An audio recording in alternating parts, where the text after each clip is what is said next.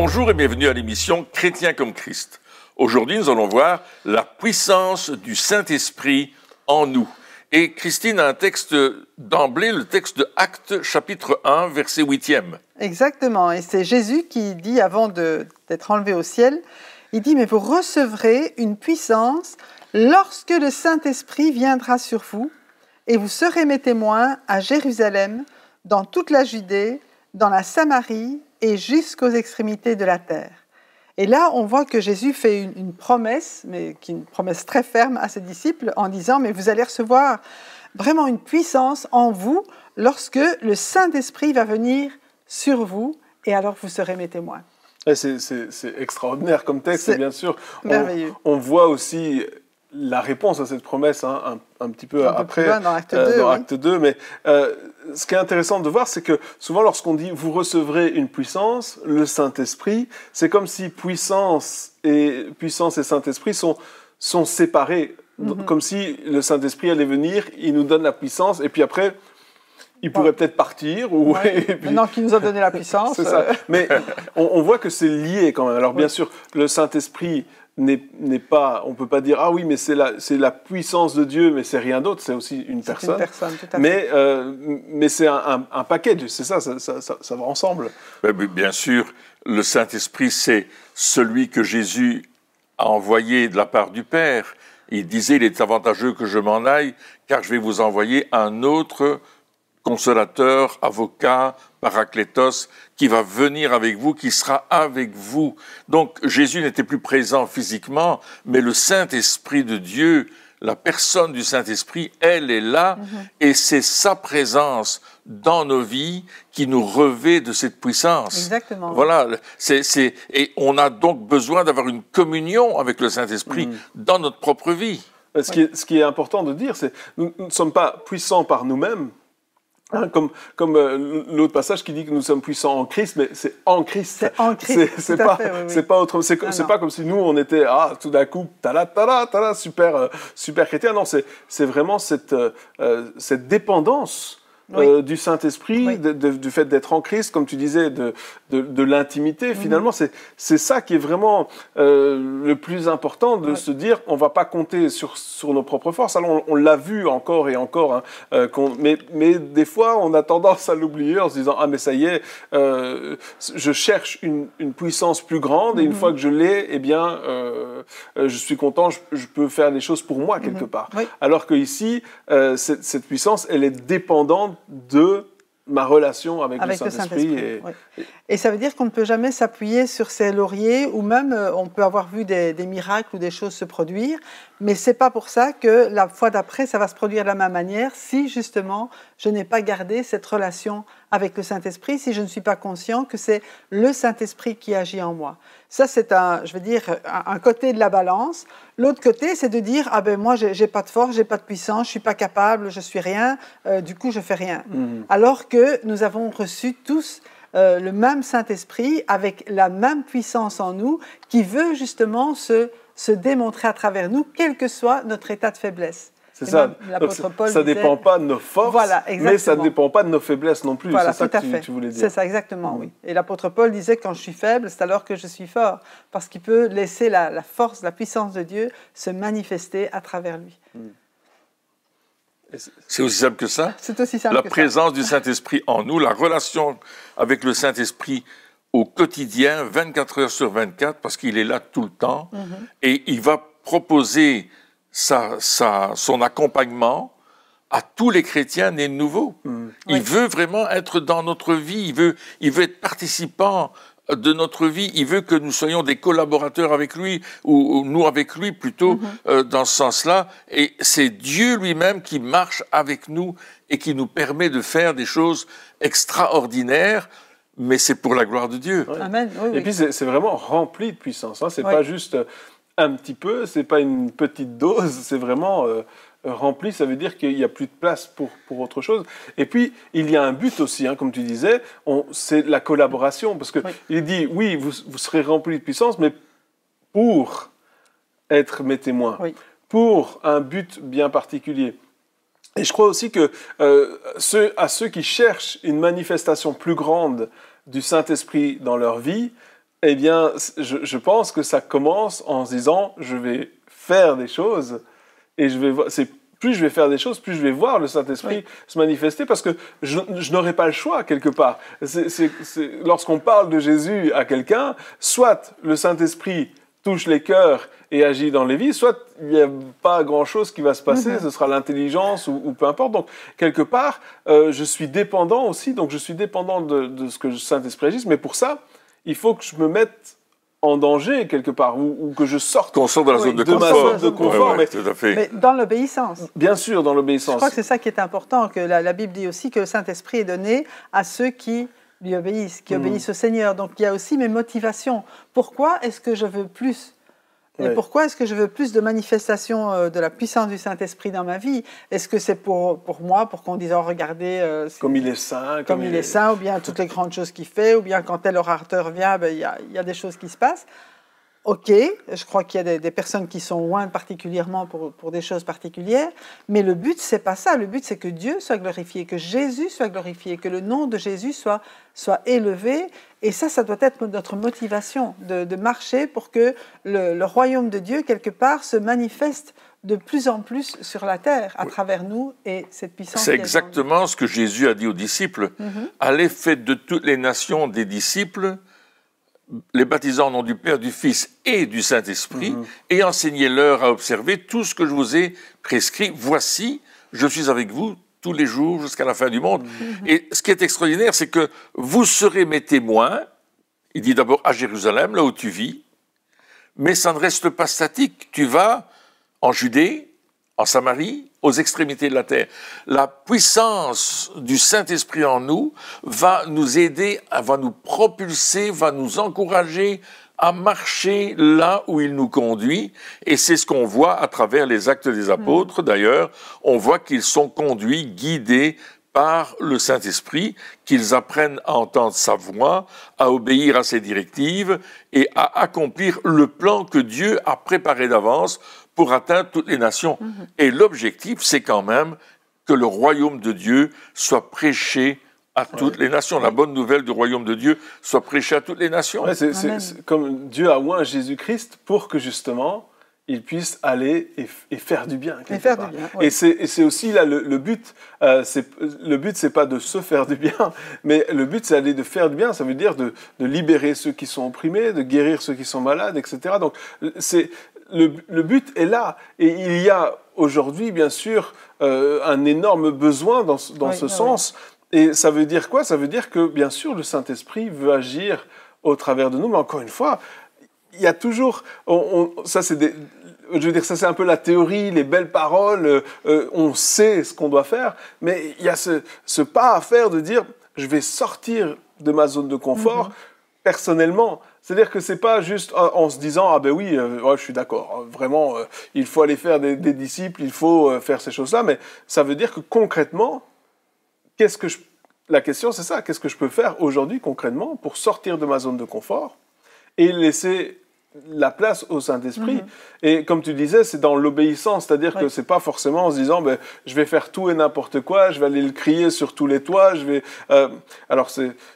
Oui, pourquoi pas, mais le but c'est quand même de porter du fruit. Oui, c'est ça. Le but c'est pas de se retrouver dans un asile où quoique on peut témoigner aussi là-bas. Mais le but c'est quand même d'être efficace. Et je crois que lorsque on se laisse conduire par le Saint-Esprit, justement, c'est à ce moment-là qu'on est efficace. Peu importe où on va, au magasin, dans différents endroits, on peut avoir justement cette manifestation du Saint-Esprit si nous sommes attentifs. Et, encore une fois, on ne le répétera pas, jamais assez, être prêt à sortir de la zone de confort. Oui, c'est vraiment ça. C'est le maître mot. Tous les disciples, tous les apôtres, à un certain moment, ils ont dû sortir de leur zone de confort pour laisser le Saint-Esprit faire des choses au travers de leur vie. Et ça ne va pas se faire tout seul.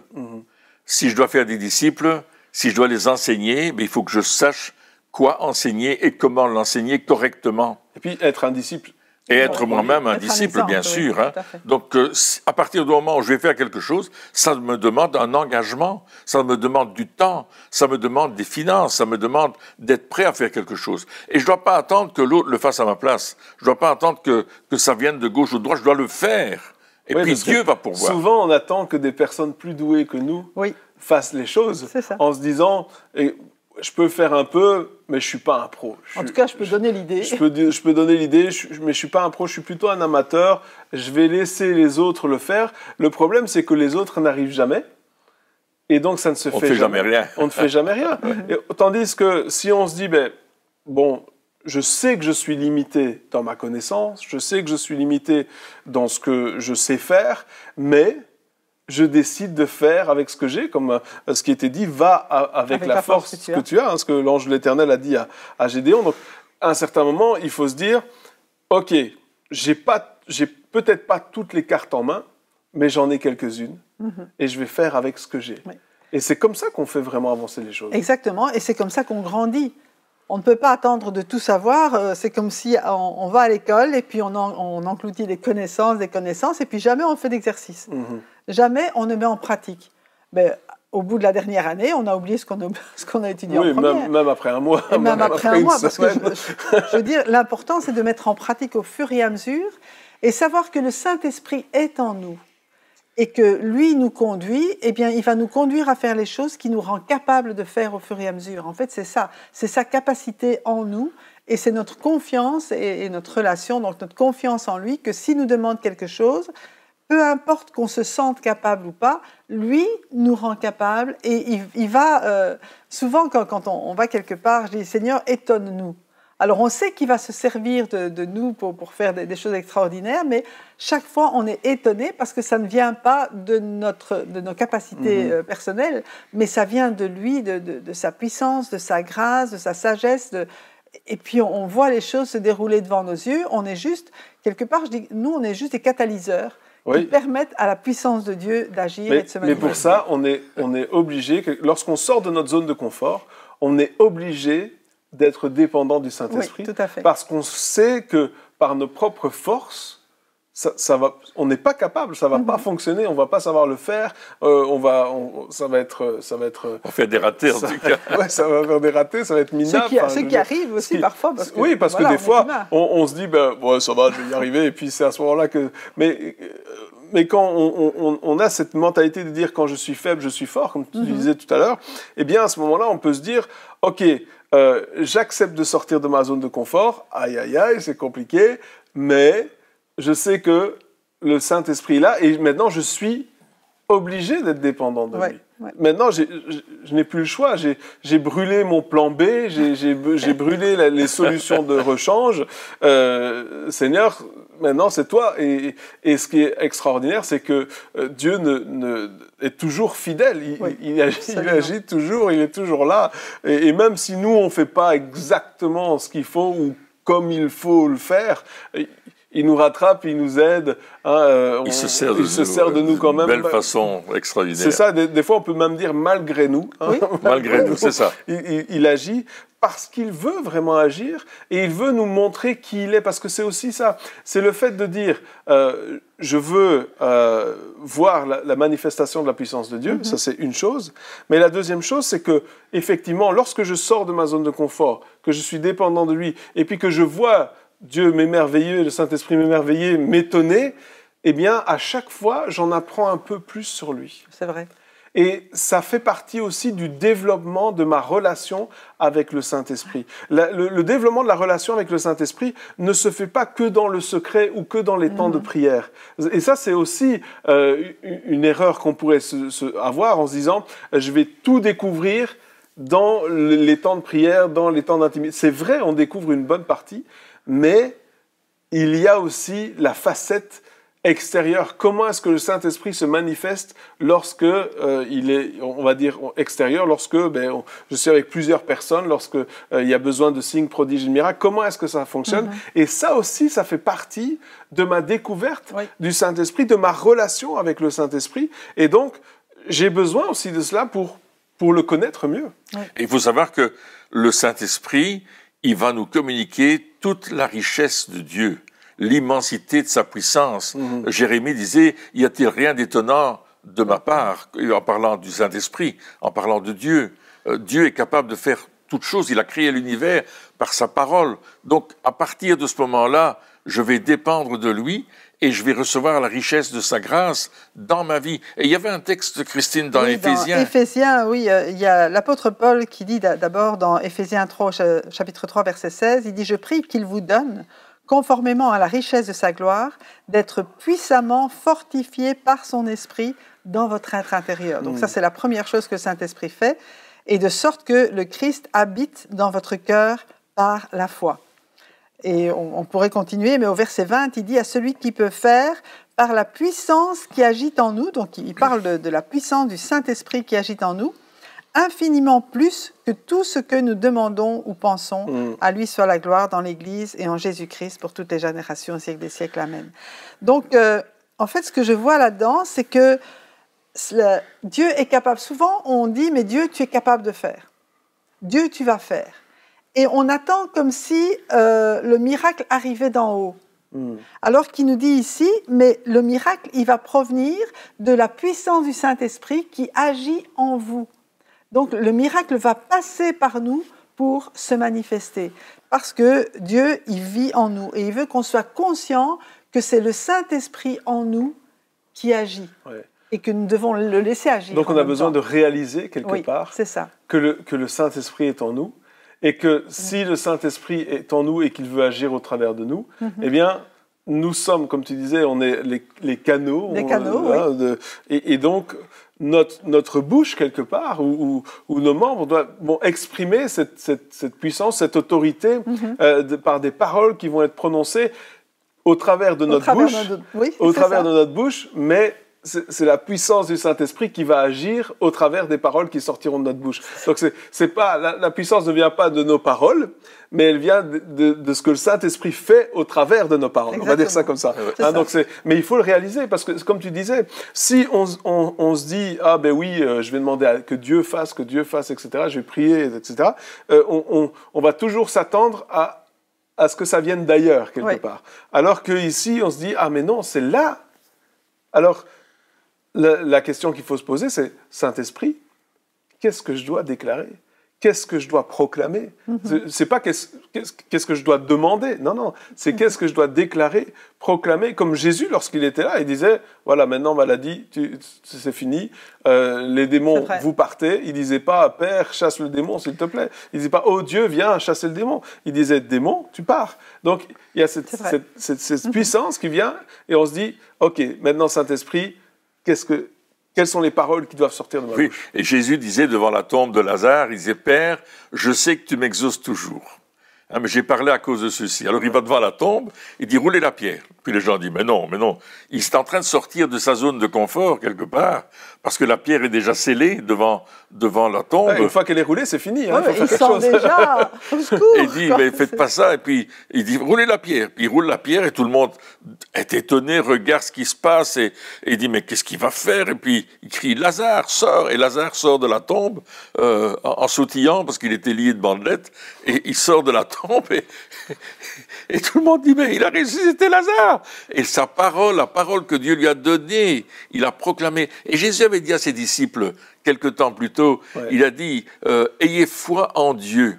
En fait, en disant « ayez foi en Dieu », et puis il dirait « si vous avez la foi comme un grain de sénévé, vous diriez à ce sycomore, déracine-toi et jette-toi dans la mer, il le ferait. Ou bien à cette montagne, ôte-toi de là et jette-toi dans la mer, il le ferait. » Et là, il dit « mais ayez foi que Dieu est tout-puissant pour le faire. Mais déclarez-le, parce que votre foi, elle est en lui. Vous êtes en lui. » Et dans le texte que tu nous as lu, juste un petit peu, le verset précédent, il dit que vous soyez remplis jusqu'à toute la plénitude de Dieu. Donc, remplis de toute la plénitude de Dieu. Paul a essayé de trouver des termes pour exprimer la grandeur immense de Dieu. Parce qu'il dit juste après, infiniment au-delà de ce que vous pouvez imaginer. Même, il y a une version qui dit, Dieu va répondre à infiniment au-delà de la plus grande des demandes. Il va faire réaliser les rêves les plus improbables ou les plus impossibles. Et puis, il va dépasser votre plus grande imagination. Donc, c'est vraiment infiniment au-delà. C'est vraiment ça. C'est de dire... Il est au-dessus de nous. Ça va au-dessus de ce que... Donc, si on se dit au-delà des plus grands rêves, au-delà de notre imagination, ça veut dire que ça dépasse tout ça. Il n'y a pas de limite. Tout ce qu'on peut imaginer, tout ce qu'on... Non, au-delà de ce qu'on peut imaginer. Donc ça dépasse. C'est se dire, mais je vais imaginer ça. Ah non, c'est au-delà. Et donc, c'est ça, quand tu dis la plénitude de Dieu, au-delà, on se dit quelque part que le Saint-Esprit en nous, il peut faire des choses, mais extraordinaires. Il va faire des choses extraordinaires. Il n'y a pas de limite, mais ça commence par un petit pas de notre part, de sortir de la zone de confort. C'est là que ça commence par ça.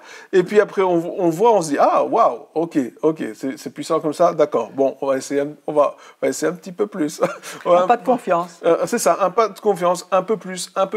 Et puis, plus on va faire des choses comme ça, plus on va se retrouver devant des défis plus grands aussi, forcément. Parce qu'on aura commencé avec des défis plus ou moins à notre portée, puis on va se retrouver, et puis comme Jésus, à un certain moment, où il se retrouve devant la tombe de Lazare, et puis il dit, vas-y, roule la pierre, on va voir maintenant, on va au-delà encore, on roule la pierre, mais oui, mais ça fait 4 jours, et ça va au-delà, parce qu'on sait que, pour les Juifs, ils croyaient que c'était après 3 jours, l'esprit restait, et après 3 jours, il partait. Et donc, 4 jours, c'était au-delà des limites de se dire, maintenant c'est fini, il n'y a vraiment plus personne. Ouais. Et là, Jésus, il pousse encore les limites, et on peut se dire aussi qu'il pousse ses propres limites. Si Jésus il s'est fait chair, il s'est fait un être humain, donc ça veut dire que il a été jusque-là, il a poussé encore un peu les limites, mais c'est le Saint-Esprit qui l'a fait faire ces choses-là. Oui.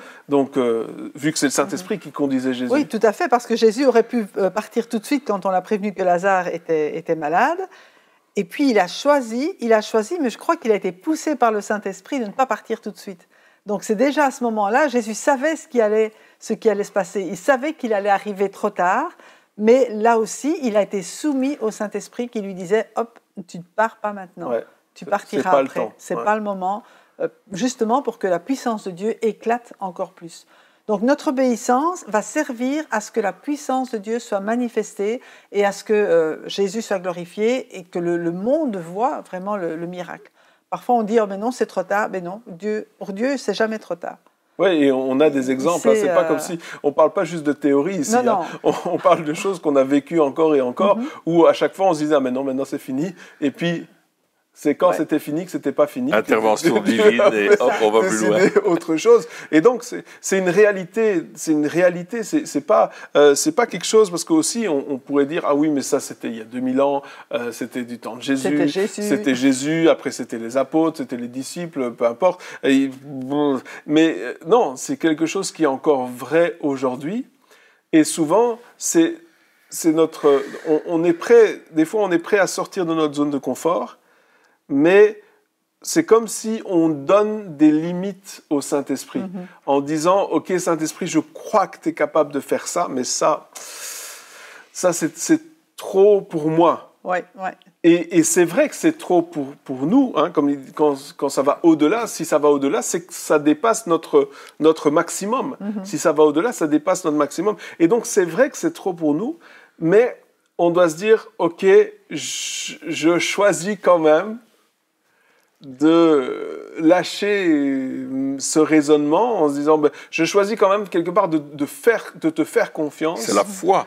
Au-delà de mon maximum, de ce que je peux penser ou imaginer ou raisonner, etc. Je choisis de te faire confiance au-delà. Et à ce moment-là, eh bien, on voit le Saint-Esprit agir au-delà. Et la réaction, c'est l'émerveillement.